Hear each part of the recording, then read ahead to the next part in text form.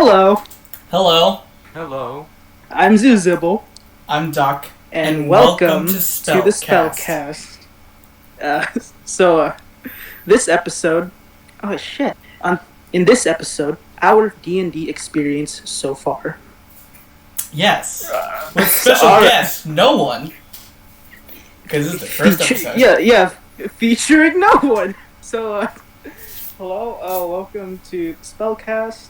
I'm like in the intro said before, I am Zuzibble. I You can am call me Doc. Zoo for short. Oh, sorry. You can call me Zoo for short. I'm Doc. Short for Doctor. Is because we are not using our actual names. Yes. I'm Dingus, short for Dingus. Nah, it's Dingus, short for Dingo Dango Dongo. Dumb. I thought we agreed on Dingle Dangle Dongo. No, it's Dingo Dango Dunkleberries. Ah, yes, of course. So this is our podcast. Hi, welcome. I hope you enjoy your stay. What we do here in Spellcast is we talk about all things D&D. You know, from characters, experiences, a bunch of weird stories from our campaigns, and trust me, there are plenty of stuff. And homebrew, Yeah. and occasionally I want to do one-shots eventually. Yeah. If we do one shots, it might not be under the name Spellcast. Because this is like our first thing. So for now, we're called the Spellcast. I kind of like it. We're called the Spellcast team. But eventually, we'll put this on YouTube, I think. So eventually, we might want to expand into different series. So this will be like our first thing. We'll be called the Spellcast for now. Legitimately, this is like our second recording because our first recording got corrupted, so we had to do this all over again. Yeah, it sucks, but maybe we get the hang of it. You know, second time's the charm or something. Yeah. So, back to the whole YouTube thing. So, Spellcast will be like its series. Will be called the Spellcasters for now. I want to be called the Boba Dragons because I love Boba and we do Dungeons and Dragons. So I'm not very particular to that name, but I also like that name. I'm kind of on the fence about it. Yeah. So this episode is supposed to be about our D&D experience so far. So, I guess we might as well start with how we got into D&D. So, we'll be going, I guess, in order of experience or something. So, I was of the three of us. Oh, by the way, how this podcast started, maybe we should do that first. Literally, I came up with it 5 or 4 days ago. It's like, hey, we should start a podcast. It's like, yeah, I'm down. And Zoo here's like, yeah, I'm down for that. Yeah, so, Then I chimed. Yeah, he chimed in too. Yeah. So for context and just how we know each other, Doc and I are classmates, and Dingus is Doc's little brother. He's 2 years younger than me. Yep. So we all go to the same high school, so yeah. And we're all in we somehow formed a club. So the way the club started was really chaotic, honestly. Yeah, we'll get to that once we talk about me and Doc's experience. So the way that I got into D&D, well, the very first time I encountered D&D, it was because of a friend of ours named Sun. That's their online alias. So Sun, she, along with another small group of friends, wanted to start playing Dungeons and Dragons. At first, I wasn't really interested, but she threw together a little homebrew campaign. It was fun. She made us some pre-made characters. I myself ended up playing as this kleptomaniac rogue. Oh yeah, and, that guy. Yeah, and we had a couple sessions at first, and then it sort of like the whole D&D thing sort of like fell apart. At least in we were still friends.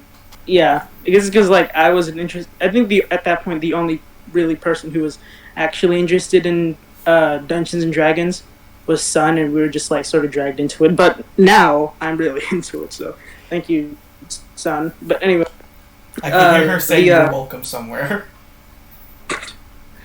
yeah. I was dragged into it by my friend. We'll call her Breezy. And like I was at Costco one day. Literally, like the weirdest way you could. I feel like the weirdest way you could do it is like. I feel like the weirdest way you could be dragged into it really, or the most boring way, is you're out shopping one day. You get a text, "Hey, you want to join this Dungeons and Dragons club?" And I will tell you, like I didn't say this last time. I will tell you when I accepted it, it felt like I was being pulled into a cult. To be honest. Because, like, it sounds like a cult or kidnapping. Either way, it's an experience. Hey, you want to join this thing? Is this a kid? What? Is it kidnapping? Oh, okay. And then, like, a gun appears on your screen. Yes, it is. It's just like I press accept. Gun comes out of screen. Give your money. Oh, that's a mugging. Never mind. Yeah. I get pulled into my phone into another place. Like some Narnia shit. Exactly. But I knew like some people. I knew like a couple people in the Discord, in the Discord server. One of my friends, we'll call him Astra. I knew him for a while. I didn't know he was part of this. Breezy, of course, was there. Zoo, were you there? Like at first? No, I wasn't there for the first things, and it was because like I was busy with other. Yeah.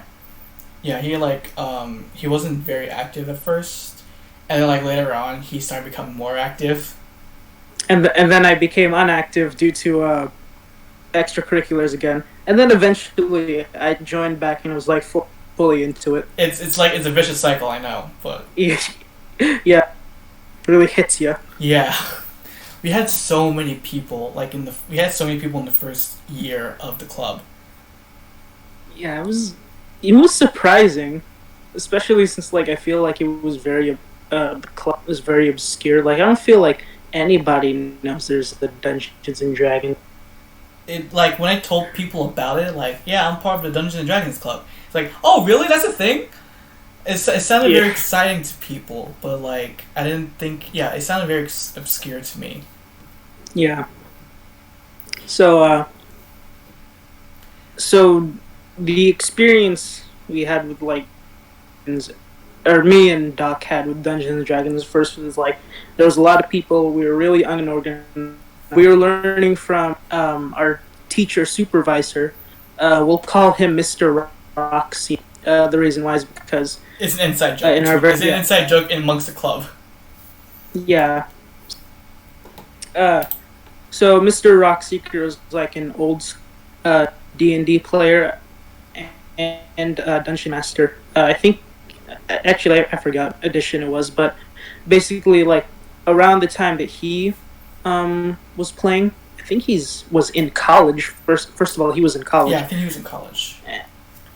Yeah, so around that time he was in college, and he said, I remember one time he pulled me to the side, just like talk about Dungeon Master in general, and like he mentioned that back in his D&D, what they would do is they would fit all of the essential information of their characters onto index cards, and then each player could have multiple characters, and then every time a new dungeon was coming up, they would be like, "All right, let's look here." Why do I feel like he would be like one of the kids from Stranger Things? Ah, shit, I haven't watched Stranger Things, but I do know that there's a heavy D&D reference. I need to watch it. Oh, it's not even a reference. It's straight up just D&D. Yeah. And it's like in the 90s, 80s? Yeah.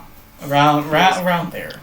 Yeah, so like it's an older version of D&D, or older edition. By the way, we're a bunch of 5e nerds, and we haven't done any edition before that. I think clearly 5e is superior. No, I'm kidding. I'm kidding. I'm not gonna have an opinion on that. I won't have an. What's I'm not. wrong with an opinion?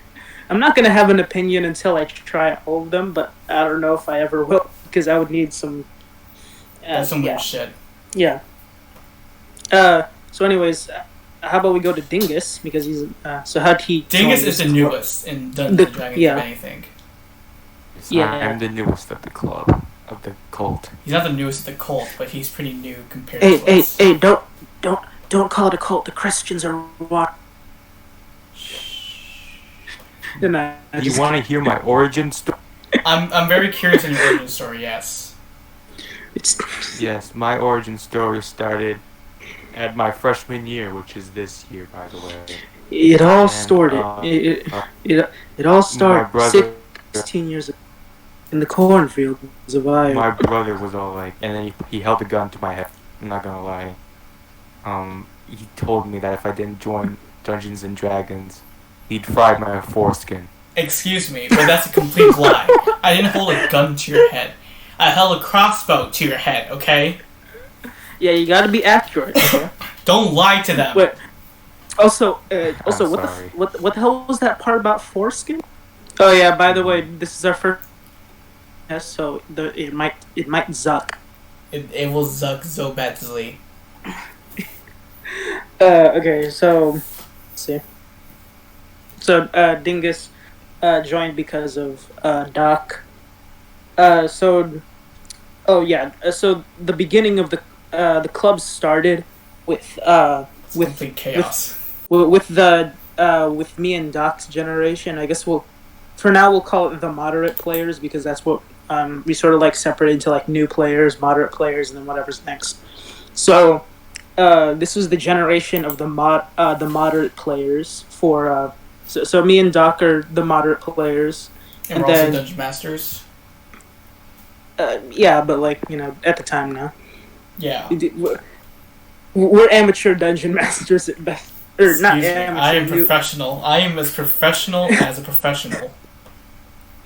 Don't lie, we're a bunch of noobs. Like those towering towers you have in Circle of Fire. We're a bunch of noobs. The only reason it works is because DMing a bunch of noobs. Yes. So Doc and I's generation is the moderate players, and then Dingus, his generation is the new players. We us moderate players call them the noobs, but obviously they don't want to be called that. Oh, I call them that all the time. They hate it. I think they hate it at least. Yeah. So okay, so the beginning was like really, I say incredibly chaotic because like everything was out of place. Everything was just like, what is happening right now? When is this like thing? That bad. Because like, okay, so the way our clubs work is like, you had to submit a form or something to counselors and all that stuff. The principal, I think, or vice principal, to start a club, and we had to wait a while until they got back to us. But apparently, it was a lot earlier than we think because we've been before this club officially started. We were clubs for weeks apparently. I guess we didn't roll high enough on our perception check. No, we're losers. We're idiots. Yeah. So like again, I wasn't like there in the very beginning, so I wasn't aware of much of it. I just happened to be on the Discord. Like we made a Discord long before the club was ever made. That's what we're recording right now, by the way. Yeah. So we made a Discord server, and I never talked on it. I didn't even look at it because for the longest time I didn't actually use Discord. But then like, when I re-downloaded it to join like some YouTubers server, that's when I realized, oh yeah, I'm in this thing. And then like I got a DM hit. Yeah, yeah, it's kind of a problem. Yeah, I know. I think. You think they have Dungeons Anonymous? Um.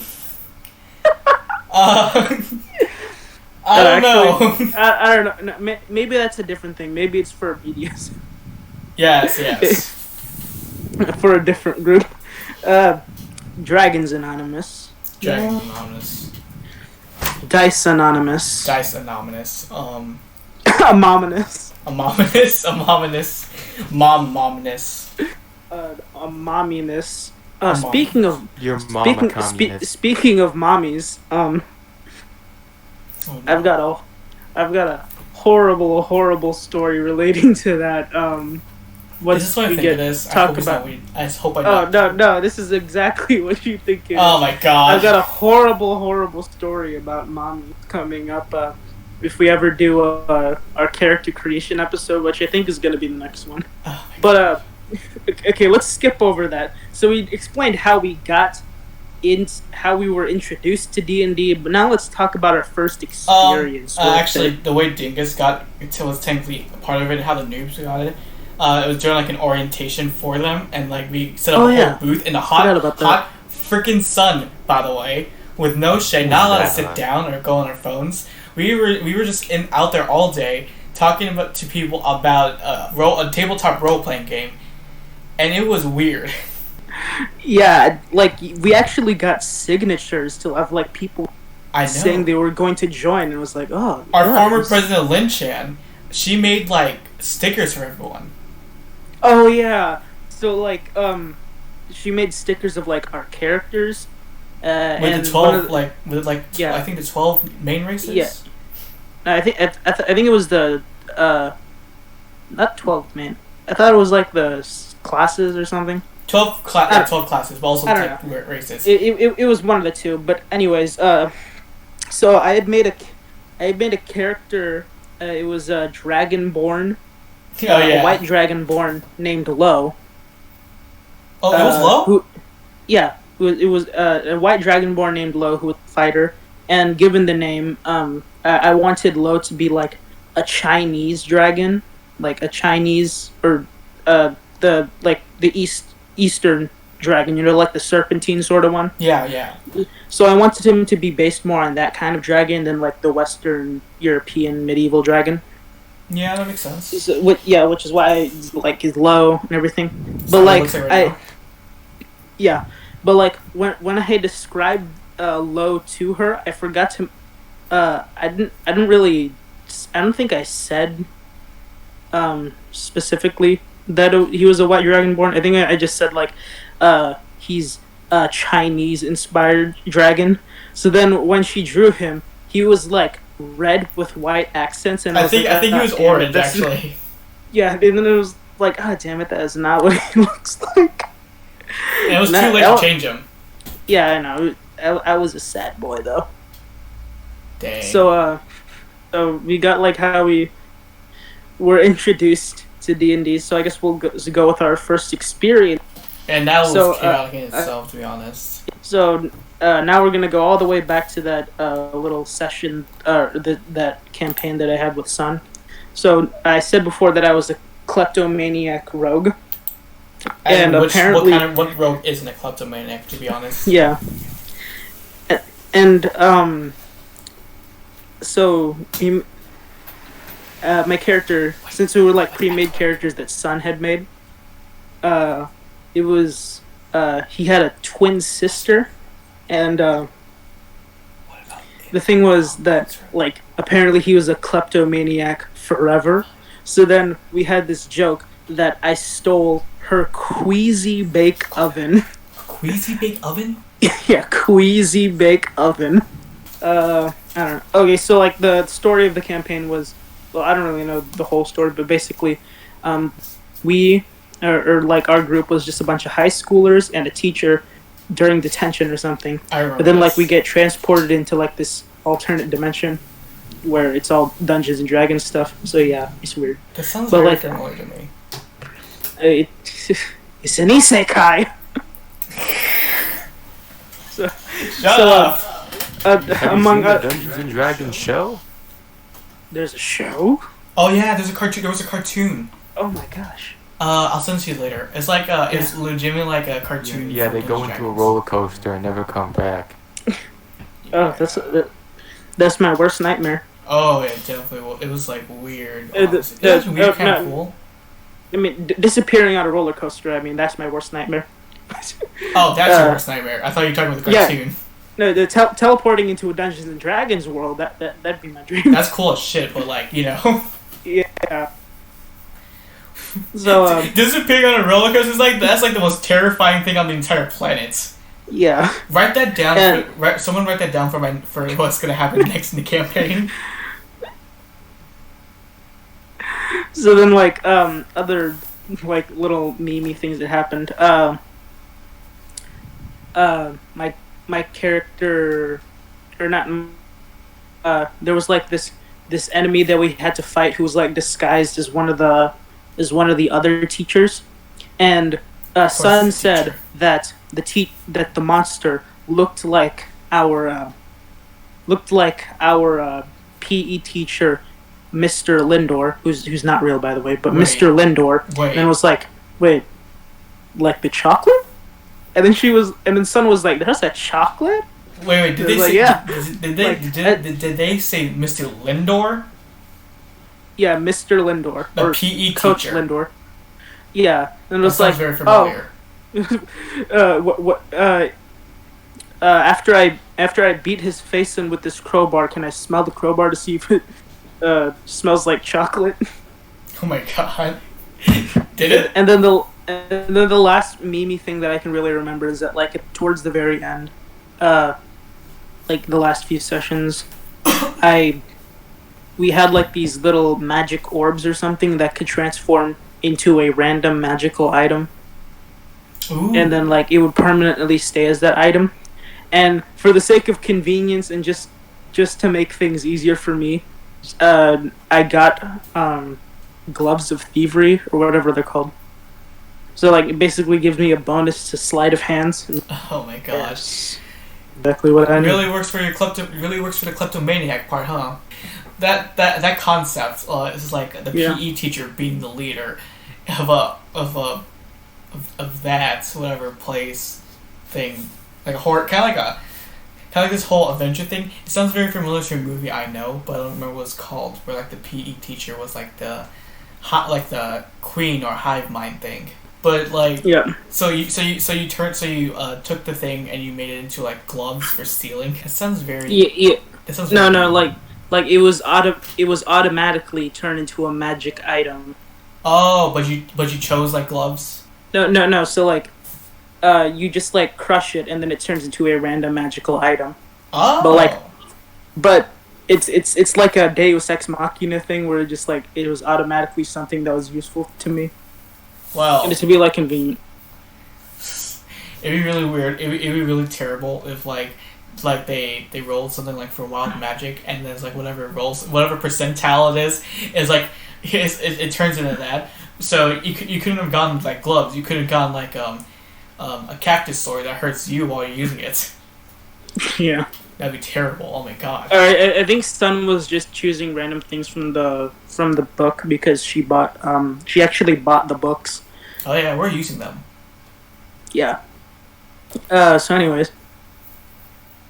So Can I talk about my first experience? yeah. But before we do that, let's transition to our mid-roll ad. shit. Haley, roll the clip. Oh yeah, we don't have a sponsor. Ah, that's a big oof.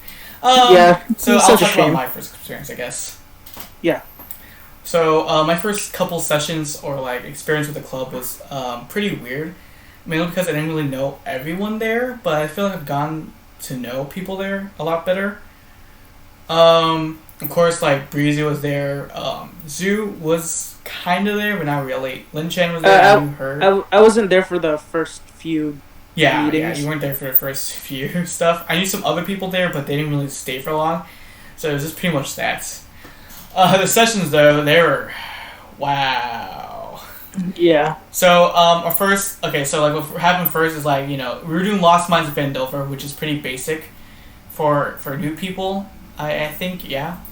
I think it's like one of the recommended beginners ones or something. So we were all in the cart, and then like Mr. Rockseeker drew out like the cart and like the areas where everyone was, and we had our first encounter with an ambush of goblins, and this is where everything took a turn for the worse. So so the founder of the club, who is no longer here, not dead, I don't think, maybe on the inside, but not probably on the outside. I think we're all on the. Yeah, we're all on the inside. So okay, so she was helping. I'm not. Have you come up with a name for her? Let's call her T for now. Let's spill the tea on T. So sorry. Yeah, Bad joke. So T was helping Mr. Rockseeker by placing all the goblins and putting on their health what they were. Now, it's This is a level 1 encounter. This is a level 1 encounter. We're all level 1. We're shit at our jobs. We have 3 rogues, and honestly, and all of them were edgy. All of them were edgy. We had no healer, so we were all fucked from the beginning. Here's what happened. Here's what happened. One of our rogues is like attending us, is listening in on this conversation right now. You know you were edgy, okay? Now that's hilarious. That is hilarious. Yeah, it's breezy. Yeah, it's breezy. Yeah. So all 4 goblins, they had 60 health, because T misheard or misread the goblin stats. When it was 6 health, you said? 6 health. I think something like that. 6 or 15 health, and they put 60. So we were apparently they were stuck there for like 2 days, like 2 weeks. So basically our the way our schedule was that every Friday for about an hour and a half to 2 hours. Yeah. We would play every day every Friday after school. But since we're idiots, it's kind of slow, and there was also a lot of us, so that's like many turns. Yeah, that's like idiocy squared. And we did not have like a table to like to sit around. Oh yeah, so our system for some reason. So Mr. Rockseeker, he has like this large desk in the front of his classroom. So like he stood behind his desk, sort of like DMing us from there. But then all of us, we were his classroom at the time was like in rows with the straight aisle down the middle. So like we were all sitting there like it was a theater, and we were just listening in. and everyone started standing up. It was complete chaos, and we kind of fixed it like halfway through the year with some troubles. But I think I think it was like a couple of weeks later we realized, you know what, this isn't very smart. 3 weeks later, we finally made it to the Goblin Cave. Oh yes. I heard about this. Yeah, it was. This is the dreaded Goblin Cave. Now, I was not inside the Goblin Cave for a majority of the time. My character Blue Jay and Breeze's character Jezebel, we were guarding the outside. I was a wizard, by the way, and we were just kind of like chilling outside, keeping guard just in case any goblins. While the rest of everyone else went inside. Now, one of our players, who is not here anymore. We'll call her N, because I don't know any other name. Yeah, just N. If we didn't come up with an alias for them, we'll just go with the first other name. Yeah. So one of the players, N, we found a couple of wolves who were guarding, and she said she wants to eat the wolves. Yes. Oh no! Wait. Right. So Mr. Rockseeker had her roll to see how much of the wolf she ate, and she ate 7/8 of the wolf. No, wait. Actually, I was there inside the cave with my character. Was I used like a randomizer online, and I made an Aarakocra monk named Aus. So, anyways, I went in there with N, and I tried to tame the wolves, which I didn't fully succeed. I managed to like one of them friendly to me, and but it wasn't like fully tamed yet. Yeah, it stopped attacking you, if anything. Yeah, and I think N did the same with another wolf. But the third wolf, the others had to kill, and Yeah. all these wolves are on chains and shackles, by the way, by the goblins. So, anyways, so uh, N tries to feed some of the dead wolf to our new friendlier wolves, but then she decides to eat half the wolf herself for some reason. I don't know why. It just kind of happened. Yeah, it was a scarring experience. It was wonderful. So I don't know. It's like at that point, I think our club became a meme. Yeah, it was just like a weekly. I don't know how it happened. So, in Lost Mines, this first goblin cave, there's a branching path. So once you enter, you have two choices. You can either go to the right and up this sort of. Oh, by the way, so because we're a bunch of noobs, Rock Seeker gave us the map of the cave, so we could just So we have an don't easier die? time. Yeah. So anyway, so there were two paths. Either you go to the left, which has a river inside the cave, or you go to the right, where you have like a straight up tunnel, sort of like a chimney situation that you can climb up. We split in we split into three groups. It was two of them outside guarding, two of them outside of the cave to keep watch, I believe. That was Doc and Breezy, and Yes. then inside we split into another two groups, which one took the river path and the other took the cave path or the tunnel path. So for those of us who were inside the cave, we split. We Rockseeker actually physically split us to sort of create the illusion that we're separate. So Biggest mistake of his life because I cannot be trusted alone. yeah, so I was in the river. Me and along with two other people. We haven't come up with names for them or official names. We haven't asked, and one of them isn't part of the club anymore. So we'll call one of them D, and we'll call the other one A. So it was me, N, A, and D. D was the pseudo leader apparently, but Sort of. we spent so long trying to decide what order we should walk down the path with. And you because spent 10 minutes deciding on what spell you should use. I didn't spend that time doing that. They I spent think it was 10 minutes at least. Yeah.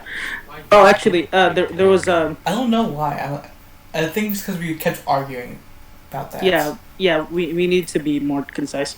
And sorry, my brain is small. I think there were two others. But we do have names for them. So there were two others. It was Astra and Mango. I thought it was Ember. Oh no, that Ember went to the tunnel.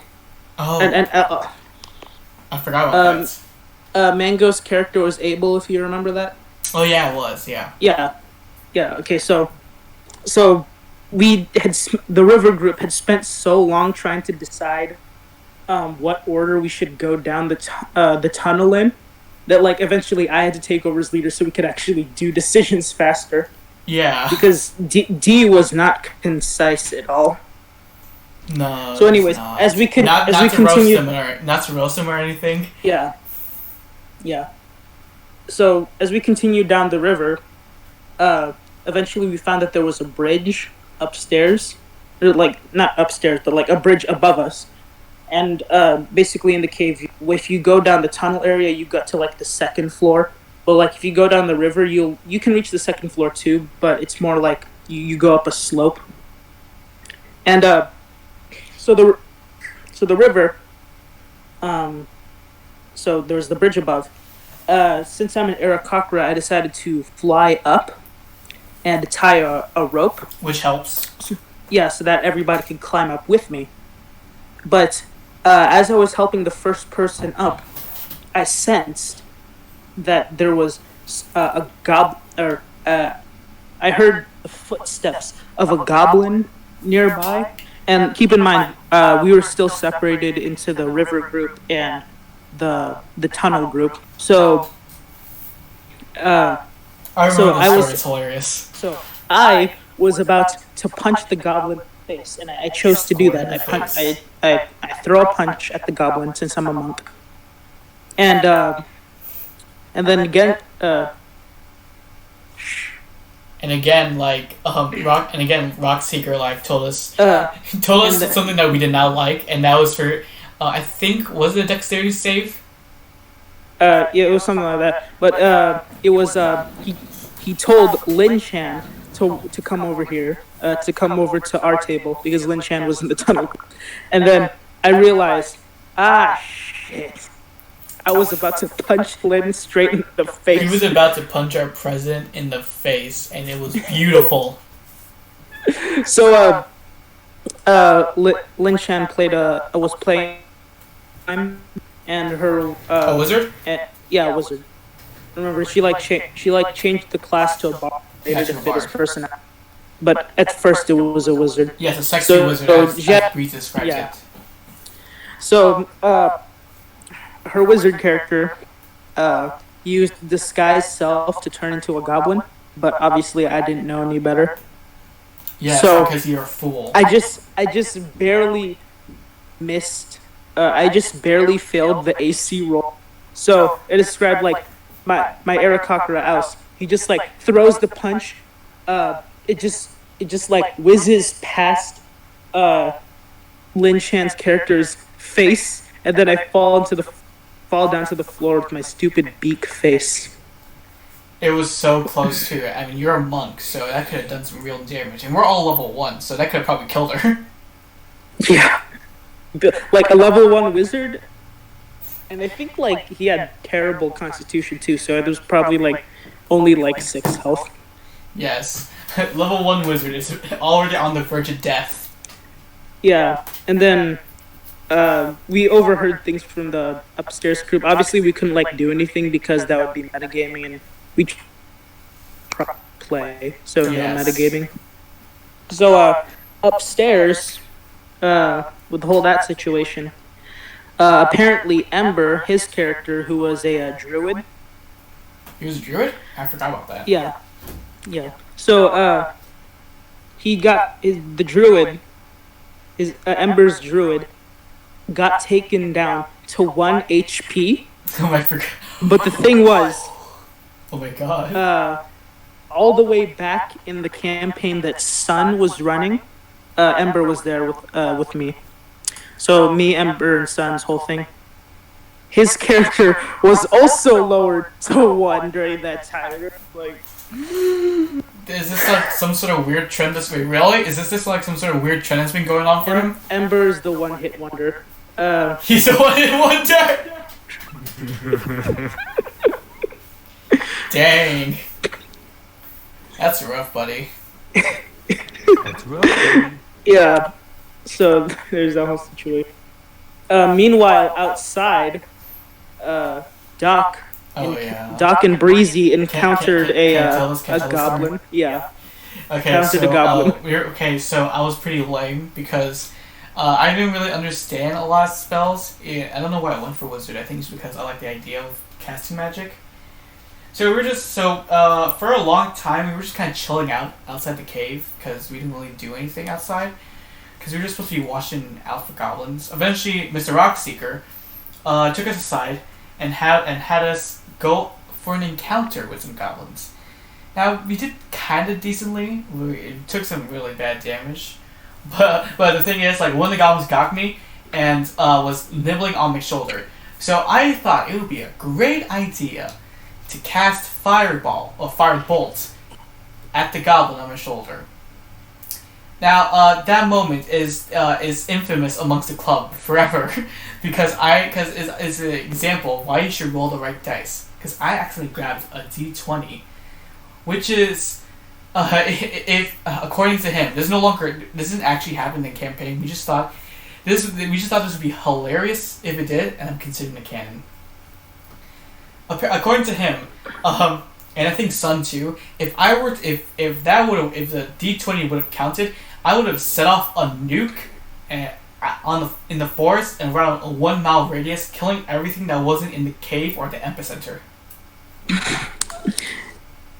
And I like, became the epithet of why you should not do bad decisions. Bad decisions. I became the king of bad decisions. It's been like an ongoing thing. For some reason, Doc is just a pirate. Oh yeah, it's become a joke. We'll get a bit more into that later. No, no. Mr. Rockseeker gave me the title of Scorched Earth because of that. Yeah. So like, and then meanwhile in the cave, when he announced this, it was like, the cave shakes. Everything is going crazy, and it was like, oh god, what's happening? What's happening? Oh, and the chaos didn't stop there. So when I actually properly did Firebolt, I hit the goblin, but I also accidentally hit Breezy on the side of the head, and her hair caught fire. Now we were by a river, and my brilliant brain didn't think, hey, I should douse her head in the river.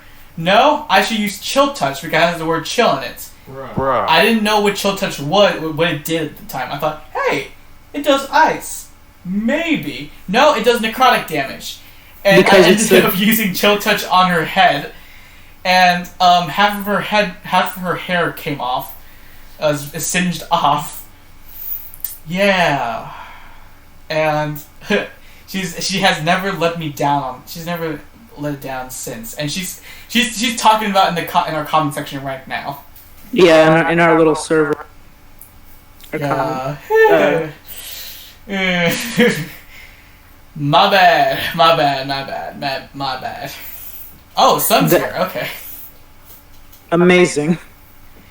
Ooh. So, hey, Dingus, why don't you tell us about what you did, like for your first experience? Because should I talk about Mines of Fendelver, or should I talk about The Legend of Strahd? Curse of Strahd, and let's go Curse of Strahd first, because that sounds. Yeah. I know the story, and that's hilarious.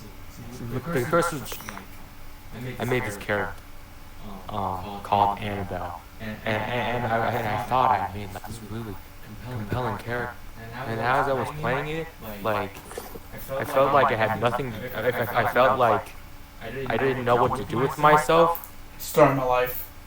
So like that really like dampened my experience with the campaign. But overall, well, I mean like just because I couldn't do what I wanted to do doesn't mean the campaign was that bad.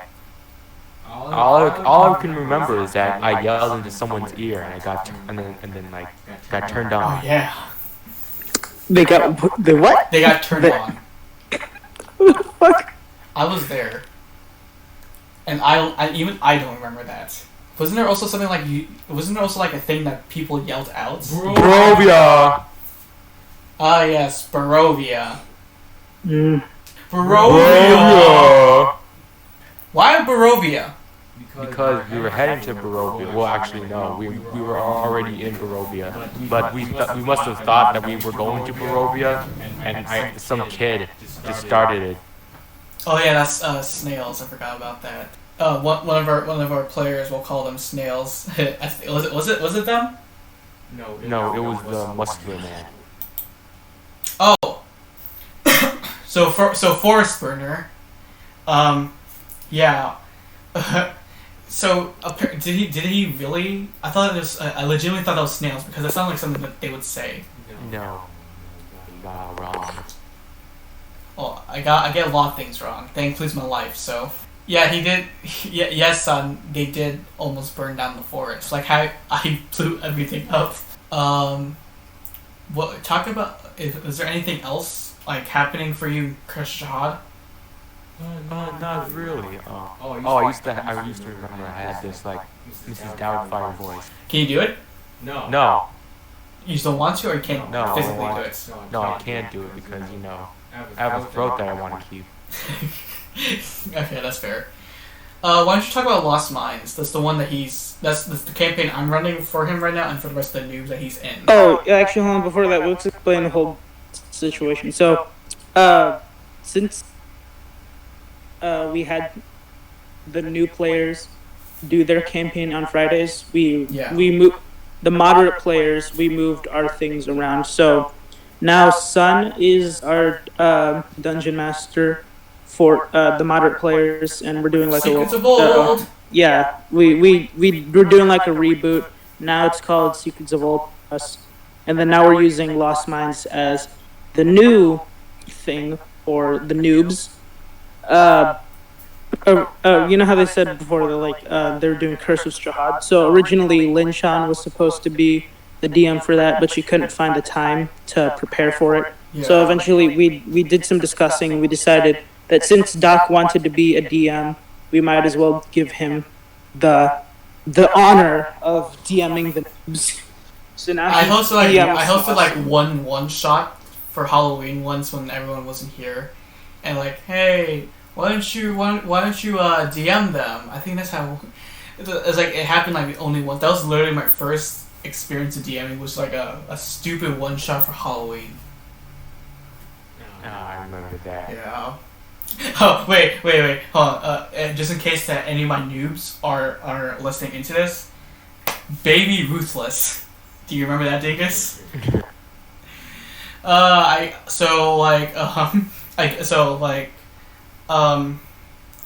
During the one shot, they went door to door to trick or treating, all that stuff you do on Halloween, unless you don't.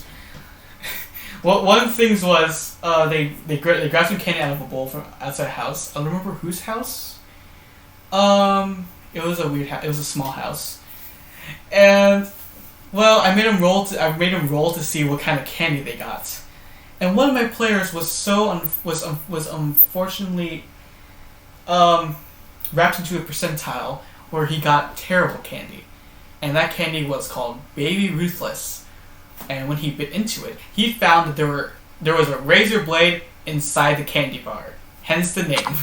You imagine finding a Glock pistol in there? You bite into it, you hear a gunshot, you're immediately shot in the back of the head. By someone else, not the gun. Like he opens a box of nerds and out pops an actual tank. You open a box full of milk duds. The milk duds are actually tiny grenades. Every time now, whenever I say Baby Ruthless, he gets PTSD. It is beautiful. You open a Warheads wrapper and out comes It's a Warhead. You open up a Red Hot. It's a Molotov. Bro. Bro. Seriously, every time I say Baby Ruthless, I remember bringing a bag of candy for you guys once, and I slid him over a Baby Ruth. Not sponsored. I should make that clear. Damn. So yeah, we had to so they transitioned over to my campaign to Lost Minds of Phandelver, which I started running, and I changed up the story a little bit, so it's now Norse themed. And I hope they're enjoying it. Are you enjoying it, Dingus? You like him in a Percy Jackson book. It's actually based on Magnus Chase, which is by the same author. So Same you're not thing. wrong. But do you feel like you're being more part of it now ever since last time? Yeah, I got a boot now. Yeah, he's got a cool ass boot now that he fucking kicked a cheese monster out of a castle. It's glorious. Didn't you also crush like an acid ants? Yeah. Yeah, you're welcome for that. I'm double. By the way, speaking of which, I clearly outrank Zoo here because I double DM, so you can eat my ass. Excuse me, biatch. You heard me. I beg to differ. I've been doing this for longer. I'm double DM, so shut up. I've been in the game longer. I have eaten your ass. I will eat your ass. The funny thing is, like, Zoo and I were good friends, like, before, because we knew each other in, like, freshman year. We're still friends. It's just now, it just transitions to insults and threats at each other that mean nothing. Yeah. We're just like empty threats and Coward. insulting each other. What was that, you fucking falafel? My favorite insult to call him is falafel because of a whole different reason I'll get into next time. He's an absolute I don't get why falafels are fine. I don't hate falafels, okay? There's a whole backstory to why I call you falafel, okay? Okay. Anyways, so describe your experience so far in Lost Mines, please, Dingus. Yeah, well, it started like we were hauling a cart, and then for whatever reason, when the main quest started, we totally forgot about the cart. Like it got so crazy. Like it's like in Tiger King, where like they stopped caring about the animals midway through the series, and we just stopped caring about the cart, and then we just totally forgot about it. Yeah, they literally had it stolen. They didn't steal it, but it got stolen because they weren't paying attention to it. Yeah, exactly. And then like right now, I'm going to Milfgard. Milk. What? Going to Milfgard, right? What? No. What is Milfgard? Is this like what 9 realms? Which of the 9 realms are we going to right now? Alfheim. You're in Alfheim Alfheim. right now. Milfgard. I'm gonna write that down now. Milfgard. No, Milfgard. It's like a. No, you were in Midgard. You're in Oh, Midgard. No. That's your home base. Yeah. Milf. My character has done nothing helpful. Legitimately, he tried to exploit slave labor to a bunch of people at a strip club. I'm not kidding you. Yeah, I was at a strip club with like a 17-year-old. Yeah, our one of our players cry. Yeah, cry. It's played by person. Wait, he didn't come up. Damn it. Whatever. We'll just call them by their character name. There aren't enough letters. Yeah. Yeah. So like, tell a story about the strip club. Actually, I want you to explain it. Oh yeah, one of you guys were doing like a quest, and like one of our teammates were getting drunk at a bar. I don't know, because it was like a bar mitzvah or something, or like a honeymoon, or whatever. It was a honeymoon and a bros night, I think. Yeah, honeymoon and bros night. And then I was with my other party mate named Cry, and we were going to a strip club because it was just a side quest because I didn't want to do what they were doing because I had the freedom of doing whatever I want now. So we found this strip club, and it was the first time that I realized that I was 49 years old. Yeah, he's like a 49-year-old man going to a strip club with a 17-year-old. I don't know what that says about you.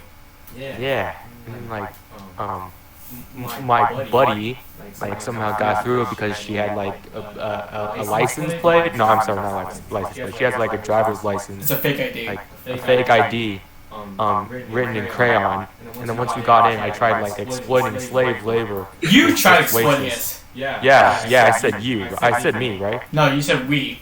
Okay. I think you said we. I exploited slave labor with this waitress, and then I got in trouble. And then I did what I do in every situation when I get stressed. Just started lighting stuff on fire. I just lit myself on fire because I was trying to like chuck oil into the bar. Yeah. He's adopted my tendency to set stuff on fire because previously he set a bakery on fire. I don't know, why did you do that? I forgot. Okay. Yeah, and then we had this whole therapy session, this one-on-one therapy session before the actual thing started. Why don't you tell us like what it was like to play the first time though? Play the first time. Like after the whole situation with stealing the card, how did it feel like to play? It felt exactly like my first time playing in Curse of Strahd. You got that name right, thank you. But was it like anything different? Anything different though? No. Oh, that's disappointing. Damn, I've failed my job. I must go commit seppuku to regain my honor. I'll be back. Finally, I mean, what? Good. I'll do it later when I find a knife. Yeah, I just hear someone getting stabbed in the next room. I think we definitely got a lot better ever since we started. Like around the time when you started our second campaign, Lost Tankard, we definitely got a lot better at role playing and like playing stuff. So remember how we used to like give you guys equations instead of actually giving you guys our roles? Yes, I hated that, honestly. Speaking of like my campaign, Lost Tankard. So Lost Tankard was like a campaign that I decided to run. It's it was fully homebrewed, like all my own thing. Very piratey. Uh, yeah, it was like a whole pirate situation. Uh, and the thing was, it's me and Lin Chan. Um, we were like bonding over like our character concepts. Oh It's yeah. because like we made characters together and like had to like uh, a discussion about like intertwining their stories. Wasn't one of the characters from Lost Tanker just like the name was ripped off of Critical Role? Was it? Percival. Oh, no, I think it's like completely. Oh. But anyways, so we had this whole connected universe where It's like the MCU. yes, where Lin Chan had a campaign that she was going to run eventually. That was so Lost Tanker was like the current one. And then like Lin Chan said she was gonna have one which would be like a prequel, and then because there was like a character in Lost Tanker that connects to Secrets of Old, which is Sun's campaign Yeah, for the yeah, moderate one that- players. Like both of them actually both of them are rebooted right now. Yeah. So because of like whole like campaign, so a character from Lost Tankard is in Secrets of Old that made like a whole connecting timeline where it's like Lynn's campaign, then my campaign, then Sun's campaign, and then there was also like this other campaign that was another prequel that was supposed to be like a one shot that we were gonna do during spring break. Yeah. And let's see. So the whole thing was convoluted, confusing, and honestly, it was so hard to keep up with. I honestly lost track around yeah. like the third island. Yeah, but the thing was, me and Lynn and I, we were so like into the idea of this backstory that we had created that like that we decided, yeah, we're gonna have this big brained plan, but we don't have big brains, so we can't really do it None of us properly. do. Yeah. So so here's the whole story of the interconnected universe. So there's this kingdom called Crownsguard, which is very prosperous but secretly very corrupt. And within Crownsguard, What country isn't? yeah. And within Crownsguard, there's a mercenary guild called the Hotline Mercenaries. Yeah. So the thing is, the Hotline Mercenaries, they double as a sex hotline Yes. because I had made a character. Okay, so basically, Lynn had created a character, Percival, who's like this very innocent power boy, and then like I decided to create like sort of a complement character. This big, strong, very sexual barbarian named Angela. Lynn's character. And she's hot, and not because she's a fire genasi for different reasons. Yeah, yeah. So Lynn's paladin boy was Percy. Then we had Angela, my fire genasi barbarian, who was basically like mom to him, but like she also had like her Is that what you call her, situation. Mom Angela? Oh, absolutely. She's basically the mom to her whole guild. Oh, that's why. So the situation is, so Angela, she's basically like she wants to have like her whole guild basically be her family. So like she's got this massive underground group. Who does she's got this whole massive because on the surface the Hotline Mercenaries is a very small thing. Yeah. It's like this. It's like just a down low kind of guild. Yeah. Not to attract too much attention. Yeah. So everything they do is on the. But Angela, she's She's a homebrew barbarian subclass called Path of the Dragon Slayer. And by the way, I am one, a homebrew maniac, and two, a character creation maniac. Excuse me. We are homebrew maniacs. This is communist. I'm kidding. What is this, Soviet Russia? We are homebrew maniacs. Out of everyone, we've made the most homebrew stuff. Yeah, me more so, but we'll get to that in another episode. Fuck you. So yeah, so she slays a dragon. She just goes and slays a dragon. But the thing is, this dragon was like sanctioned off by one of like the generals or something, because the general's a cocky shit and wants to show off by killing the dragon for himself. So like out of a fit of anger, he goes after Angela, and he sends in Percy as a little spy to try and like get some dirt on her. Wait, he was a spy? Yeah, he was a spy. Dang. He sends in Percy, but Percy's like an idiot, so like an innocent idiot. So like he doesn't. So like he comes in. He's doing his whole spy business. He's trying to get dirt on Angela, but then like Angela's so kind to him, unlike all the people of the Crown's Guard. So like then like there's like this whole war between the Crown's Guard and the underground part, the Hotline mercenaries. And within all of this, Percy sides with Angela. He becomes a traitor. He's almost executed, but his execution is stopped by a servant uprising, which is plotline B. So, plotline B is, which is the other prequel, is that there is a servant society that basically like all the servants, but they have like an underground group. And like they're all planning this uprising so that they can become the top. And wait, hold on. What you're saying here, there's a rebellion, but from the working class against the nobles? Yes. So this entire plot line is a political commentary on communism. Answer right now, Zuzibble. Sayo.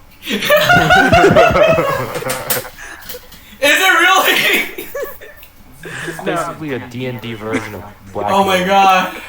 No. It is not. It has nothing to do with that. But like it sounds too similar though.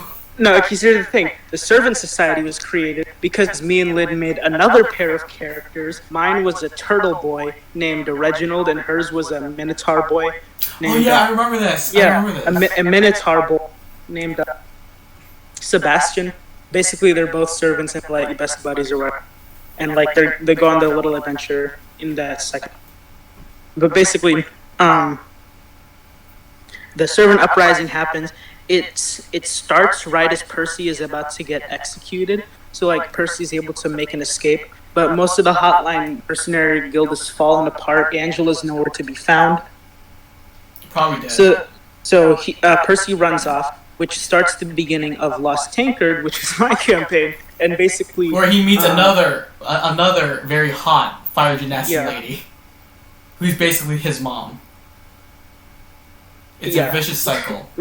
So basically, described his mom as hot. I'm describing my character, Server, my favorite character. Oh yeah. So Percy, he runs off. He ends up getting taken in by this pirate. And so basically now I'm the DM, and Lynn and everybody else are like my players. Lynn has two characters, which for as beginning players was a very, very horrible idea. Yeah. At this point, at first I was like really excited, like, ooh, she's gonna play two characters. That'd be interesting. But these days I'm like, I hate two characters, and I think you should only do them if you're like an actual D&D god like Matt Mercer. Well, but I found a way to balance it. Zuzable, I'm playing one at a time. Per day. But like we still haven't gotten to that yet, so hold your horses there. Yeah, I know, that's for next time. Yeah. So anyways, now Percy is dragged into a situation where he has to help his captain and another to try and stop the servants. But then like there's this whole convoluted thing. So basically, the servant society is led by this dude whose name I'm literally forgetting because there's a and he doesn't exist anymore. So we'll call him fuck psychic. So fuck psychic. What? You mean Kellyan? Kellyan. Oh, there we go. I thought you were still using Kellyan for circle. No, I'm not. Oh. Okay, so Kellyan is basically the leader of the servant society, and he is like this. He is a mystic. He has psychic powers. He can do mind control, and basically islands away, by the way. Yeah, it's powerful. So basically, they have to build a machine that will suppress his psychic powers so that they can go and defeat him. And the thing was, I had this who's like the guide. His name was Pratt. He had a pet velociraptor. Yes, it was a Chris Pratt ripoff. Really, the only thing I took were the name of the velociraptor. Yeah, we've already been through this for the first recording. Didn't remember it was our second recording. Yeah, because we fucked up the first recording. My bad. Yeah, no, that's fine. So my whole thing was like Pratt is secretly brainwashed by Kellyan, so like he's secret, and then like there's this other group called the Rising Roses who is trying to fight against the players. A bunch of assholes. Yes, who's fighting against the players, but I was trying to do this whole trick thing where like the players think that Pratt's the good guy and the Rising Roses are the bad guys, when in reality it's reversed. No, look. It's a great concept, right? It was a good twist. The problem was, like after like everything that really happened on the island, it got really complicated.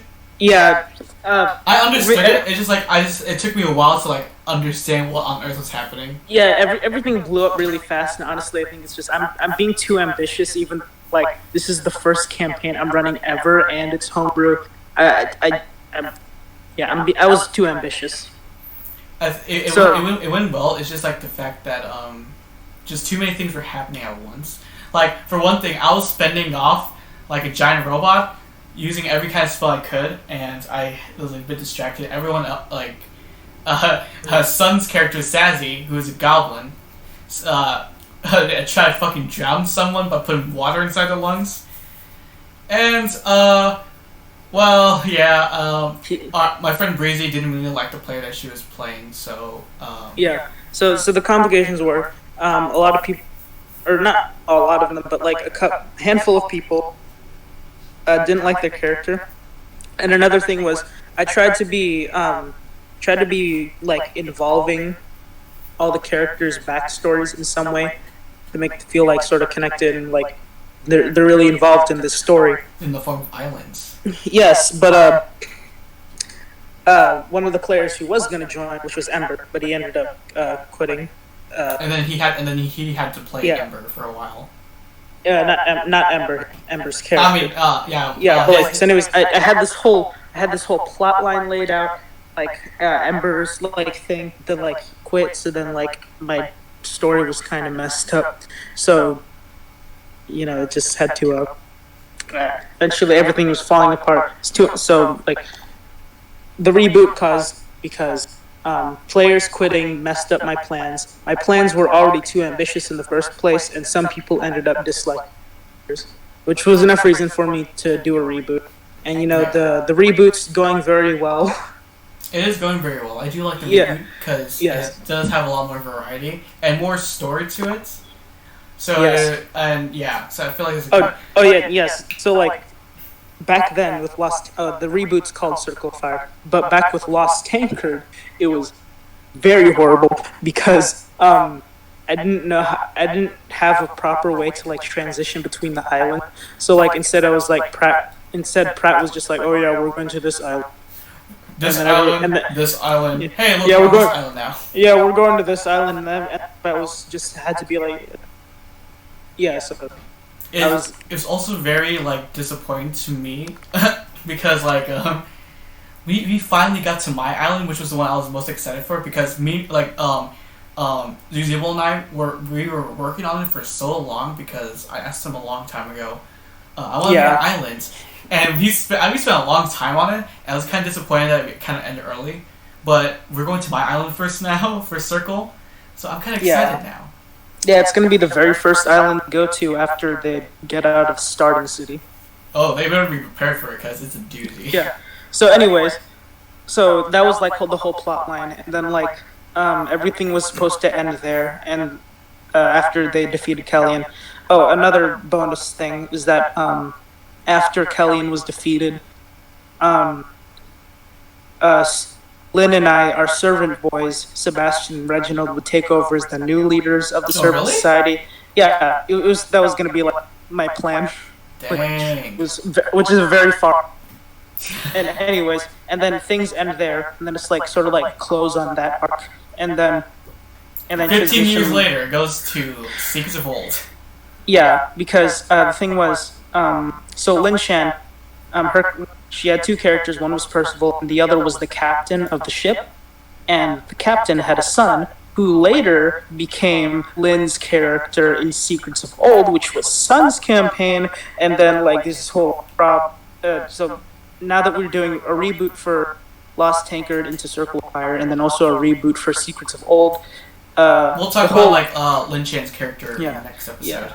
Yeah, the whole campaign just sort of fell apart, and I mean not the campaign, the connected universe, which is fine. It was ambitious for like a start, and we need to learn.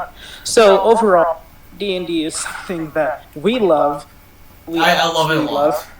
But I find your story about how your campaign fell apart scary, because me personally, I'm working on my ever campaign. Yeah.